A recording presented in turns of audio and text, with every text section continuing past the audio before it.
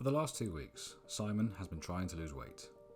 He did well, losing 3.3 kilos in total. But the day after he finished, he relapsed. He fell off the horse. He put his foot in it. Basically, the guy ate a week's worth of food in one afternoon. So this week, Simon is looking forward to working on the mental side of bettering himself. Aren't you, Simon? No. Well, this should be interesting then. These are 5 unusual ways to stick to your diet. We all know our vices, don't you agree? Some love salty and some prefer sweet. And no matter what you do, the idea of giving in, falling victim to your vice, seems too appealing. And we all too often make excuses and have that one little chocolate. So this tip we call resistance.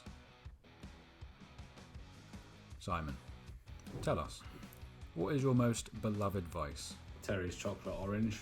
A Terry's chocolate orange is an orange-shaped and flavoured sweet snack. It's one of Simon's favourites. He bought it with the specific purpose not to eat it.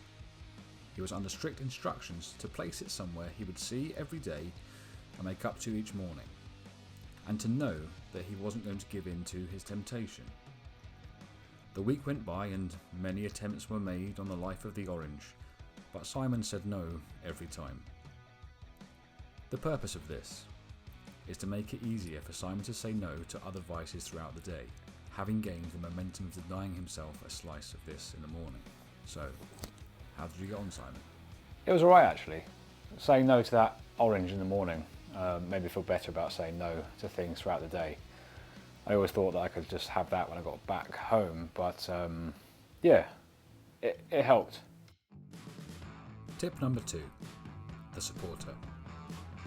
You know when you're bored or a bit peckish, you look in the fridge for something a bit naughty, and one side of your brain perks up and says, wait, you're on a diet. Then the other shouts, you're hungry, you've been good, you deserve this, you work so hard. So, you end up eating the thing you know is not the best for you. So listen to that quiet voice. It is there, we all hear it. You just have to coax it out, give it a bit of walking around room. It doesn't have to be all the time, but let's start listening and acting on the behalf of that better thought. How did you get on with it, Simon? Listening to that voice for the first time was actually really useful. Stopped me from having so many sweets, crisps, biscuits, all that bad stuff. So yeah, just been aware that it was there. It helped quite a bit. Good. Tip number 3, the teaser. It's the polar opposite of tip number 2. It's listening to the naughty voice we have. It's the liar, the compromiser, the excuser.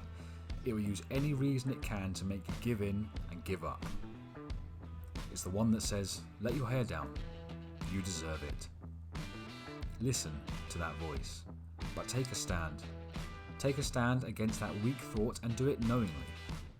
As important as it is to give life to the good thoughts, we also want to be aware of the tactics the bad thoughts have to try and manipulate our actions. Once we know the lies we tell ourselves, we can work on building a good defence. So Simon, what reasons did you give yourself to be bad? The main one was, it's not that bad, or justifying that I'd done well so far. And how did you respond? I listened to the thought, I let it speak, but I didn't act on it.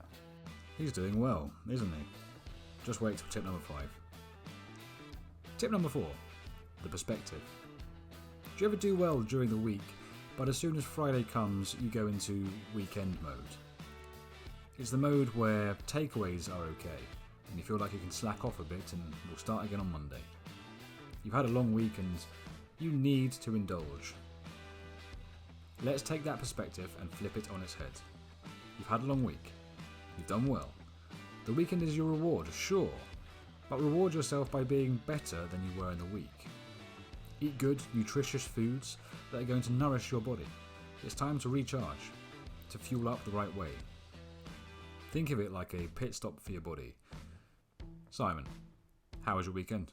I did still snack a little bit. Maybe not as badly as before, but I still snacked a little bit of that. That's you being weak, Simon. But this last tip will sort that out. Tip number 5, the reflection. Next time you're about to have some unhealthy food, I want you to sit naked in front of a mirror and watch yourself whilst you eat.